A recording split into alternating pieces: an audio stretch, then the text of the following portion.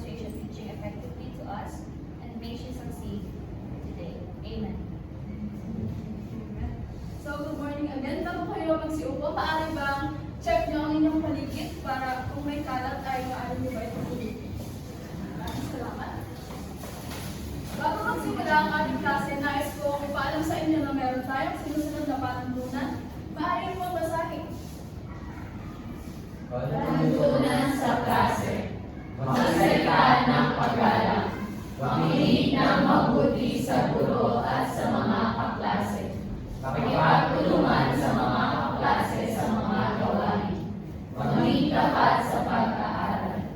Inaasahan ko na sa buong klase natin ay sasaisip nyo itong panuntunan na ito.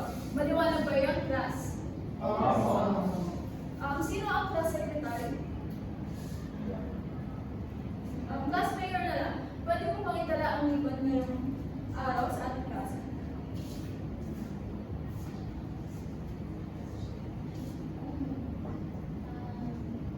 Ngayong araw po ay wala pong liban. Maraming salamat. Kinagagalak kong malaman na walang liban sa ating klase ngayong araw.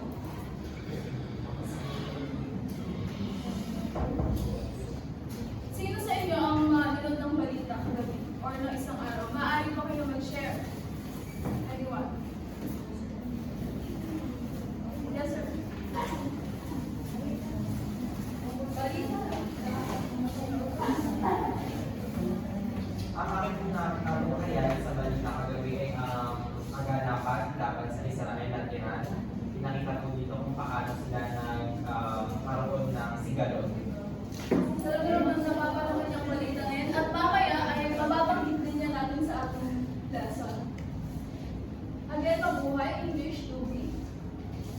Ngayon, upang magbalik-aral sa ating naging lesson, noong nakaraan ay meron ako sa inyong inahandang activity 5 pinamagatang istante. Meron ako ditong istante na naglalaman ng mga produkto kung saan meron itong mga katanungan na dapat niyong sagutin. Anyone? Sino pwedeng volunteer?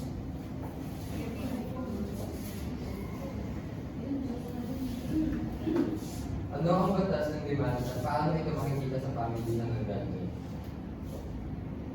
Ang batas po ng demand ay nagsasabi na kapag tumaas ang presyo ng isang produkto, bumababa rin po yung dami ng nais pili ng tao or yung demand. Sa gadgets, example, kung mahal yung bagong model, or bagong model, mas kaunti yung bibili pero kapag sale naman, dumarami dahil mas mura yung presyo. Mahusay na tama, very good yun. Tama na kapag mas mababa yung presyo, is mas maraming bibili kumpara sa bago pa lang itong mabas. Next, sino po pwede ba sa baba?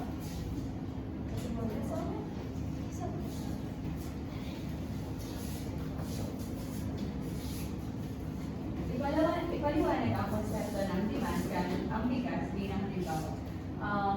Ang demand po ay tumutukoy sa dami ng produkto na gusto at kayang bilhin ng tao sa isang particular na presyo. So halimbawa po dito, kung bumaba ang presyo ng bigas, mas maraming tao ang bibili.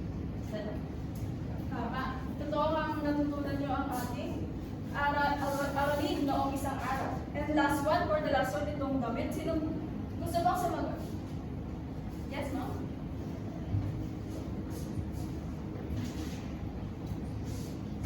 Ano ang batas ng supply at paano ito ay uugnay sa presyo ng ganito? Ang batas ng supply po ay nagsasabi na kapag tumaas ang presyo ng produkto ay mas maraming produkto ang handang ibenta ng mga supply. Halimbawa, ang presyo ng damit. Kung itataas ang presyo ng damit, magdadala ang mga tindahan ng mas maraming supply para hindi pa sila magustuhan. Tama yun. Di ba, mostly kapag alam natin na ang isang produkto ay mababa ang presyo, syempre yung mga magtitinda, gugustuhin din nilang ito yung ibenta para mas malaki yung kanilang kita. Nakalawaan ba yun, class? Okay. So, para i-introduce na ang ating bagong topic, ay meron ulit akong manibagong activity para sa inyo. Maaari nyo bang basahin ang panuto sabay-sabay?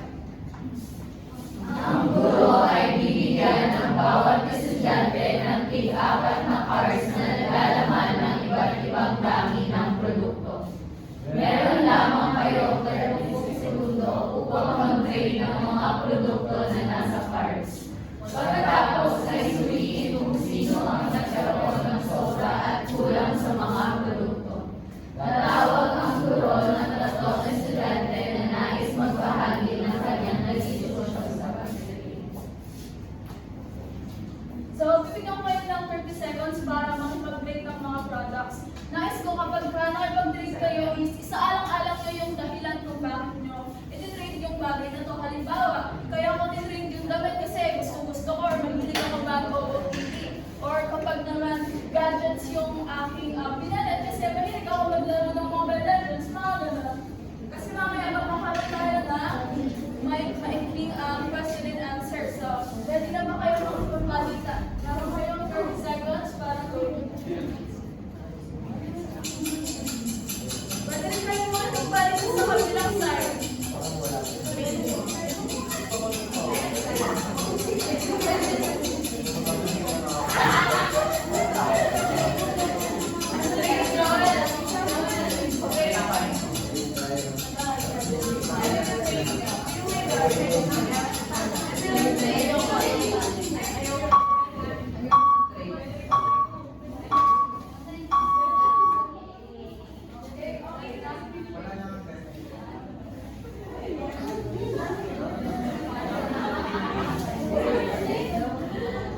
So, sino ang gusto mag-share ng kanyang karanasan nung nagkipag-trade? Ano yung mga naging batayan nyo nung nagkipag-trade kayo?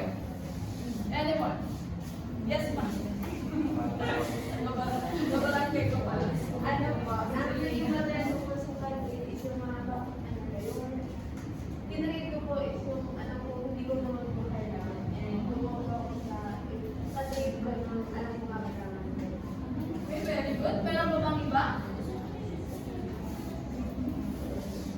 Yes? Ang mga nakuha ko ay Fernand Torres, isang cellphone at gasolina. Dahil sa akin po palagay, makatulong po ito para sa aking mga araw-araw na buhay at mahalaga po ang mga ito sa alang-alang sa mga paggawa ng mga trabaho sa araw-araw. Okay, mahusay. Napansin ko na nung nakipagpalitan kayo, isinaalang-alang niyo yung pangangailangan, no? Meron pa dito na nakaranas, na nakipag-trade sila na gusto nila ay wala nang makipagpalit dahil naubusan na ng supply. Meron pa sa inyo na nakaranas na? Halimbawa, gusto nilang damit kasi wala na nakipagpalit kasi naubos na yung mga damit. Meron ba nakaranas sa inyo ng gano'n?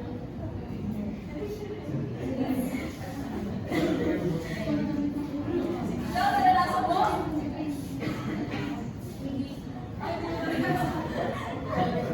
Sige, sa totoong buhay na nararanasan natin yun, kung saan nagkakaroon ng kakulangan sa mga produkto. Sa kabaliktaran naman nun, meron pa dito nakaranas na sobrang dami nilang hangat ng gasolina, tapos wala gusto makapagpalit kasi wala na po yung mga voucher dito. Meron ba ang mga nakaranas ng gano'n? Sige sir, ano mo? Nung nakikipag-trade na po ako, hindi ko nila niyatanggap yung gasolina. Siguro po, dahil sa meron pa po silang ibang gusto sa ibang trade. At alam ko naman po na yung mga pinagpapalit po nila sa akin is mas essential din naman po para sa kanila yung mas pinipili ko. Okay, very good. So, sa mga napag-usapan natin ngayon, so palagay nyo, anong lesson natin ngayon? Yan tungkol sa mga sobra, sa mga kulang, yun. Pwede? Any answer? Malapit po dun. About sa supply at sa demand.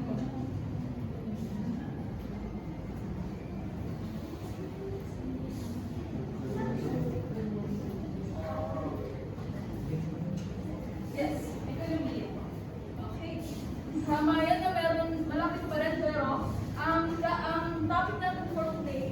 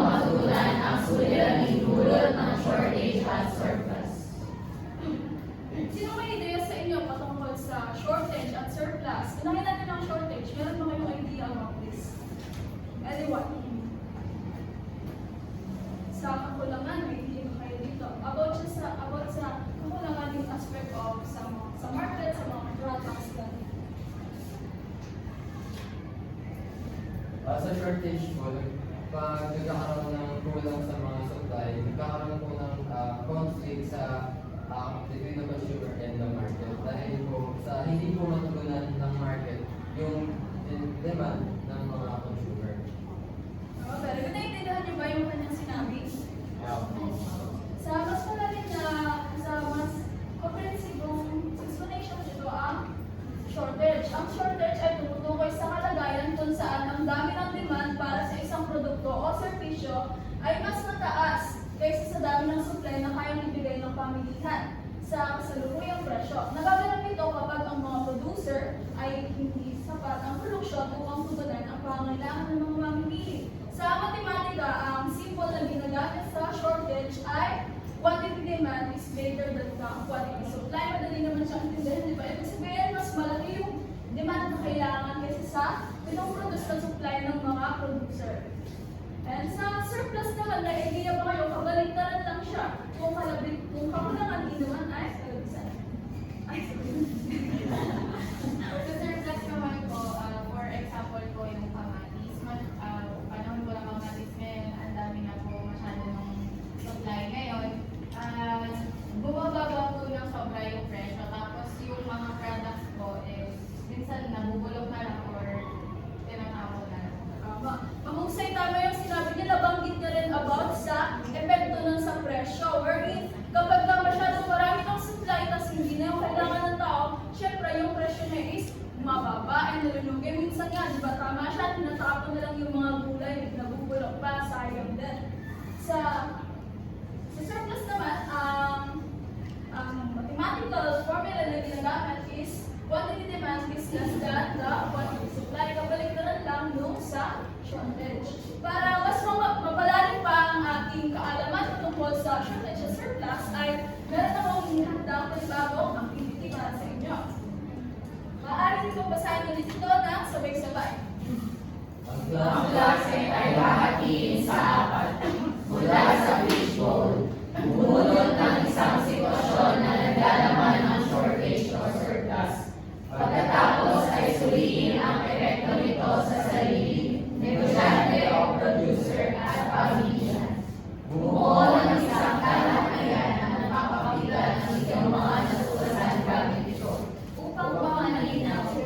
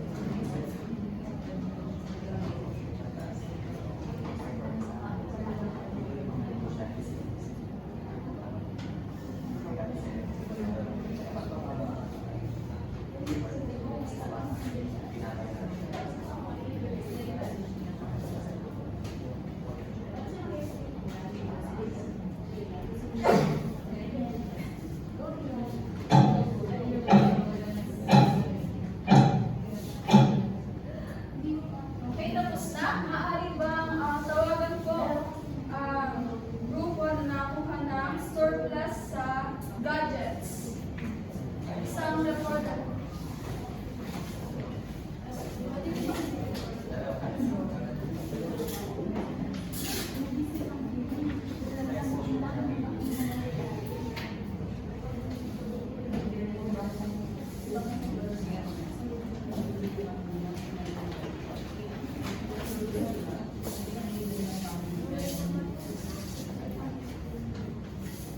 Para po sa surplus sa gadgets, paano nakikapagtado nito is yung consumer or sarili. Sa epekto po, maaaring mabilis ang unang kahalaga. Kapag yung gadgets ay nagsumobra or labis na sa supply, yung mga mamimili, MIA gadget yung bumili, lalo na kung yung cellphone is or yung gadgets is branded din naman.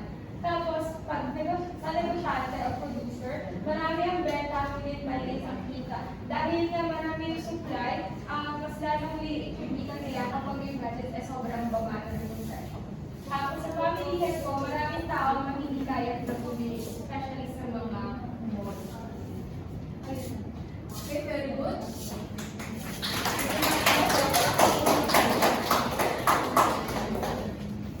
Tama, ano yung mga sinabi niya na epekto. Ngunit yung sa part na sa sarili o consumer, parang medyo malabo na ang kanyang paliwanag. Ang epekto niya doon ay maaaring mabili sa murang halaga. Siguro ang tinutukoy niya dito is yung mismong gadget. Pero ang sinasabi kasi ano epekto nito sa mga consumer, di ba dapat siguro mas mapapabili siya siguro ng marami gano'n. Agree ba kayo doon? Okay, para sa unang grupo, bibigyan ko kayo ng 14 points dahil kita ko naman na makipag-cooperate kayo. And okay naman yung ibang sagot, meron lang isang mali na kanyang epektong na-impact. So 14 points para sa group 1. Next, pwede bang mag-present ang shortage sa gasolina?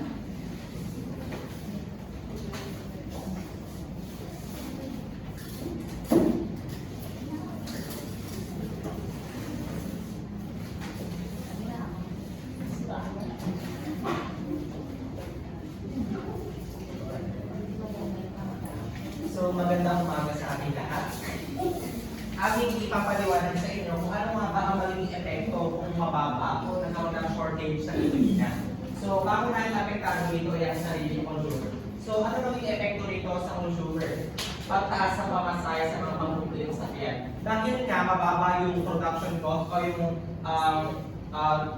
production cost ng gasolina, mas nagkakaroon ito ng epekto sa mga consumer dahil na kapag umuwi sila or gumagamit sila ng mga papupuling sasakyan, mas tumataas yung pamasahe kasi nga yung sinisingil or yung dinagasolina ng mga sasakyan is mas mahal kasi nga mas mababa yung nagkaroon ng kakulangan sa gasolina. Yun lang.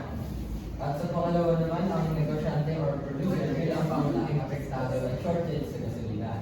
Ang po ay sa kanila ng, for example, ang Qatar, if I remember correctly, ay isa po sa mga malaking exporter ng gasolina sa buong mundo. At dahil po gumagamit po ng gasolina yung pagpaproduce ng ganito, nagkakaroon po ng pagtaas ng production cost na nagiging effective po kaya para mas malaki po yung halaga na mas malaki yung halaga po siya binibili or yung service po. Para naman sa pamilihan, pagtaas ang presyo ng bilihin.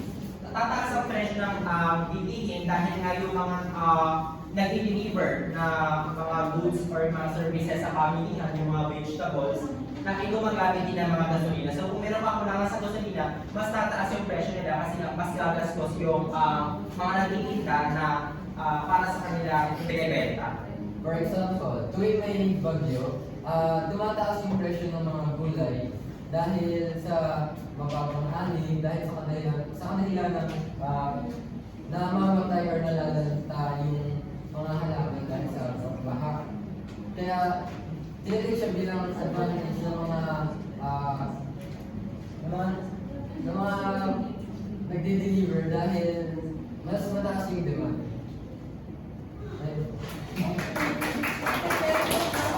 Nagaling ang pangalawang grupo, kayo naman ay mayroong 15 points. Talagang nailagay ko para sa ibang aspect. Karagdagang information lang patungkol sa shortage sa gasolina. Ayon sa Philippine Store noong June 21, 2025, inaasahan na tumaas yung gasolina ng halos 5 pesos per liter sa pump dahil sa pagtaas ng global tension sa Middle East na nagdudulot ng supply fears. Alam naman natin lahat na ang Middle East ay top country sila na nag-export sa atin ng langis. At ngayon, di ba meron silang tension na kinakaharap. Pagka nakaharap sila ng tension like wars or economic embargo, nagkakaroon sila ng pag-impede sa mga exports. Wherein yung mga market natin inaasahan pa lang nila na bababa yung supply. Ang ginagawa nila ay nakuha sila na or nag-impede sila, nagtatingin sila ng supply ng gasolina. And tinatawag din ito na anticipated shortage kung saan ang simpleng takot sa kakulangan ay sapat na upang itulak mataas ang presyo. Ipinapakita nito yung connection ng fear or ng supply fears sa pagtaas ng presyo ng isang supply or ng isang produkto. Tulad ng gasolina. Naintindihan ba yun, class? Yes. Meron pa palang isa, another, galing sa from Inquirer, na apat na average pump price ang 55.90 per liter para sa gasolina dahil na rin sa supply tightness. Ito naman ay halimbawa ng actual shortage. Kung kanina, anticipated shortage ay ito is marami pa namang supply pero inasahan lang nila na bababa dahil mayroong crisis. Ito naman talagang totoo na may shortage na. Ang mismong supply ng gasolina ay kulang kaya tumataas ang presyo. Tumitindi ang epekto kapag hindi agad nakakabawi ang production o importation at tuloy ang demand. Is that clear, class? Yes. Okay. Next group, shortage, surplus salary.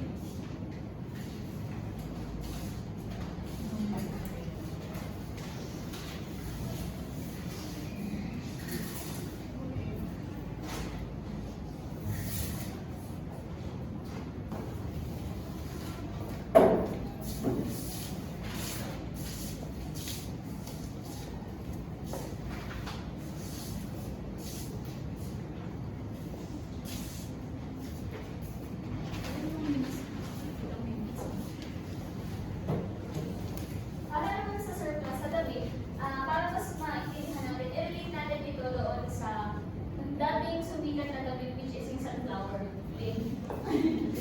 Okay. So, sa mga tayong epektado, meron tayong sarili o consumer. Ano nga ba yung magiging epekto ng surplus sa gabi para sa atin, tayo bilang isang consumer? So, ang aking nilagay dito ay ito ay magiging pabor sa amin o sa atin sapagkat bababa ang presyo ng produktong gabi. Dahil nga nagkaroon ng surplus o sobra na supply, natural na bababa yung presyo upang makabawi naman yung mga negosyante at producer, pati yung mga nagtitinda. Kasi isipin niyo na kung sakaling meron ng surplus sa damit, talagang pinanindigan pa rin ng mga syempre wala na. Kaya kailangan nilang mag-adapt doon sa nangyayari sa sitwasyon kung saan meron ng surplus. Kaya kailangan pababait. Ngayon, magiging paborito sa atin bilang consumer dahil bababa yung presyo. Dito naman sa negosyante at producer, ang aming nilagay ay ang mga negosyante o producer ay makararanas ng pagkalugi dahil magkakaroon ng surplus sa kanilang produkto. Alam naman natin na yung mga producer, sila yung gumagastos para sa mga materyales, para sa produksyon ng mga bagay na ito na which is fundament. So isipin na lang natin na bilang isang negosyante, kapag yung ginastos mo hindi mo nabawi, syempre magkakaroon ka ng pagkalugi. Malaking epekto ito sa kanilang business. So ito naman sa pamilihan, meron dalawang possible na effect ito sa pamilihan. Merong positive and negative.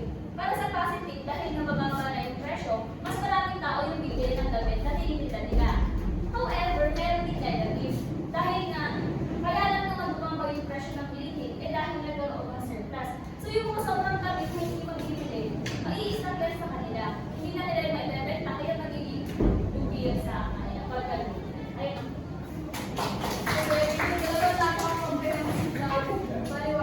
Binibigyan ko rin ang pangatlong tumbo ng 15 points. Sa surplus na damit, meron ko kayo mabibigay na example about this. Nakikita natin siya dito sa aming sa Balanga, talagang napakatalamak ng mga store na ganyan dito. Meron bang nakakalam kung ano yun? Anyone? Very good. Okay mong five, di ba? Ang surplus, usually natin natin siya sa Japan. Alam niyo ba yung Japan surplus? Di ba yung mga sobrang gadgets ba? Wala siya iwan sa okay. Next, para sa ating last na group, ano ba yung natitira? Bigas. Shortage sa bigas.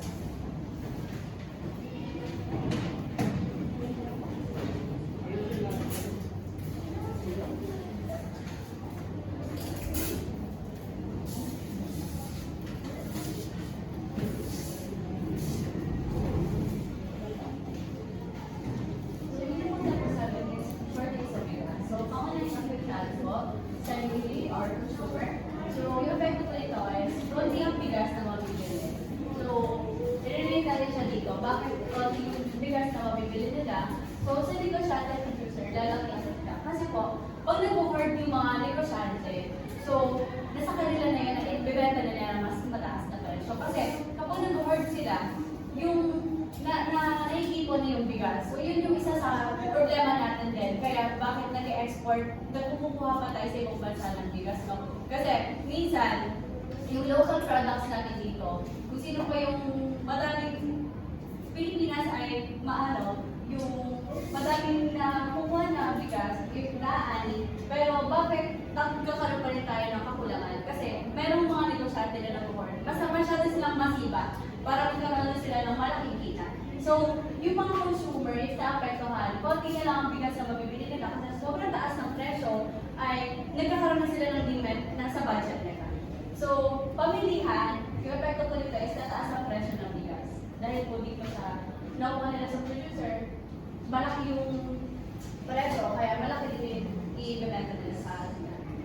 Mahusay ang last group. Talagang narinig na ba yung pagtaas ng presyo doon sa shortage? And totoo na talagang malaki yung binitain ng mga nagbebenta sa pagkakalat. So, para sa ating ika-apat na gawain ay meron din tayong activity na pinamagatang po ang solusyon sa shortage at surplus. Dito lamang ay nakatingin ko kayo sa tatlong grupo at nagbibigay lamang kayo ng mga solusyon o paraan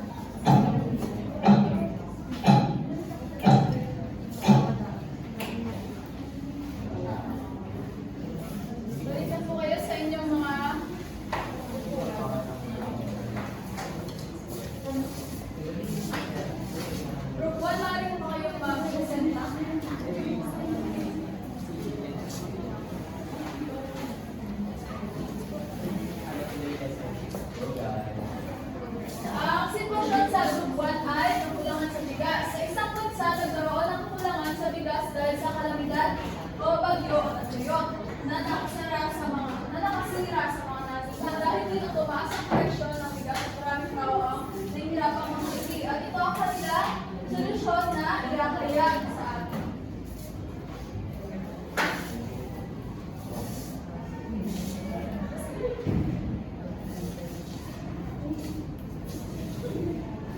So, good morning everyone. So, ang aming sitwasyon ay tungkol sa bigas dulot ng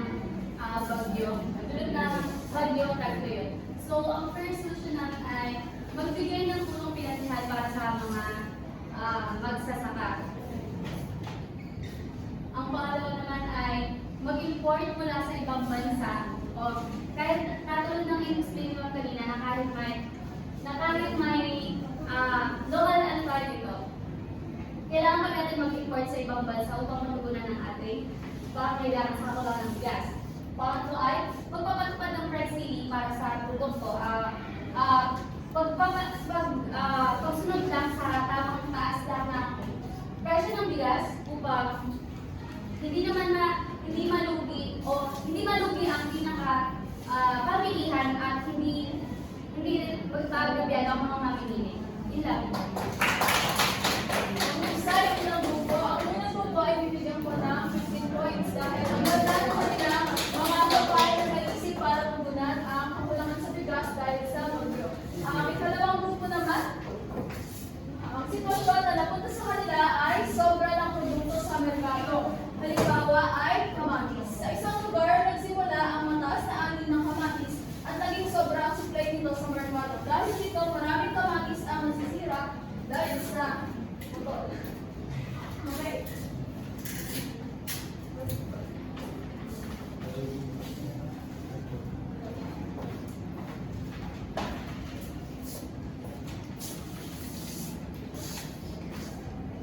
Magandang araw po sa lahat. So, napunta po sa aming sitwasyon ay sobra sa produkto ng merkado.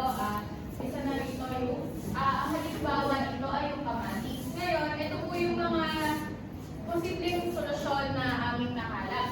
So, una, maggawa ng programa upang itatuyot ang kamatis sa mga lokal na merkado at tindahan. So, ngayon, since sobrang dami ng supply ng kamatis, i-discuss namin dito yung mga benefits ng kamatis. Kumbaga, siguro sa isip ng tao, kamatis lang yan.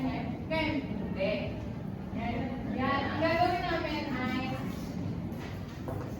gumawa ng processed food tulad ng ketchup. Ngayon, hindi lang ketchup yung magagawa sa kamatis. Pwede rin itong gamitin as skincare or toner. Ngayon, doon namin i-discuss sa program yung kung paano siya gawin. Tapos, yung sa pangatlo is gumawa ng produkto tulad, ayun pala siya. Tapos, ayun, magpapatupad ng price floor. Ibig sabihin, fix na yung price ng kamatis. Kumbaga, hindi bababa na yung presyo ng kamatis para maprotektahan yung mga magsasaka at ayun, yung mga magsasaka para meron pa rin silang kita at hindi sila nalulugi. Yun dapat po para sa atin.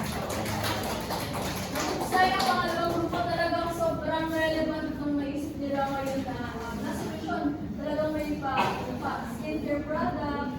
And maganda rin idea yun, talagang pinapatupadan yung mga price store, price ceiling para hindi malugi yung mga producer sa kanilang produkto na pinaproduce. And then sa pangatlong grupo, sitwasyon ay sobra ng gatas mula sa dairy farmers.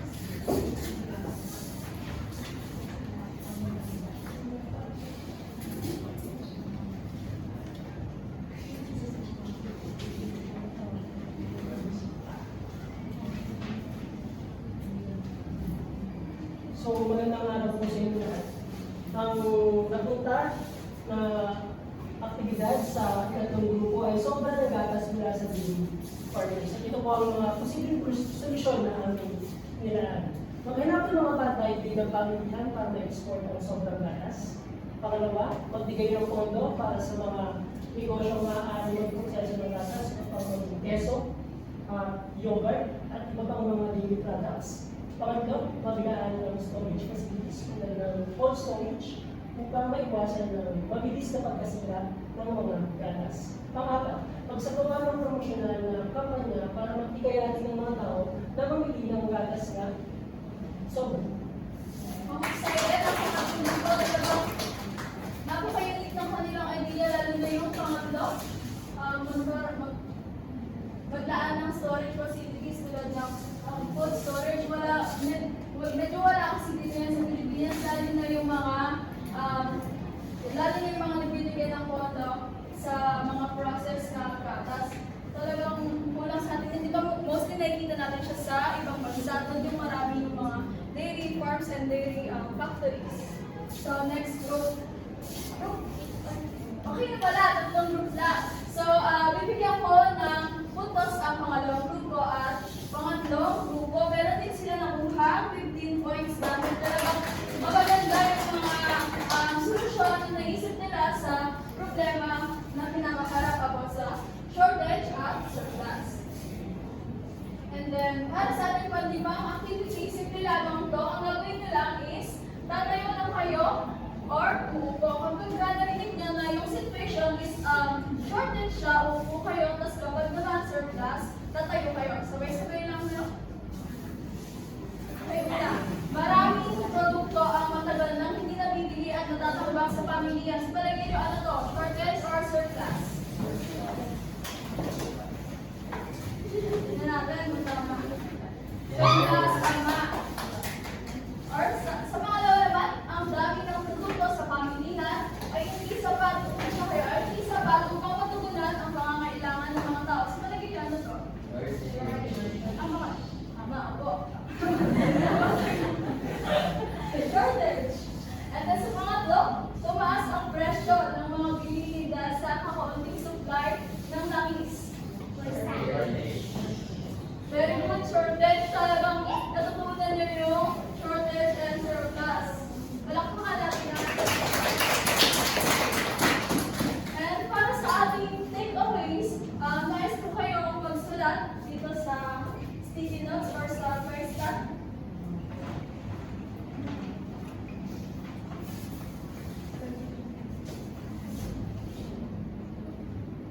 Isulat niyo sa price tag ang inyong pagpapahalaga tungkol sa konsepto ng shortage at surplus at kung paano ito nakakatulong sa paggawa ng matalinong desisyon sa inyong buhay. Ididikit na siya dito sa price board na talaga. So, ito. Ayun, hindi na lang yung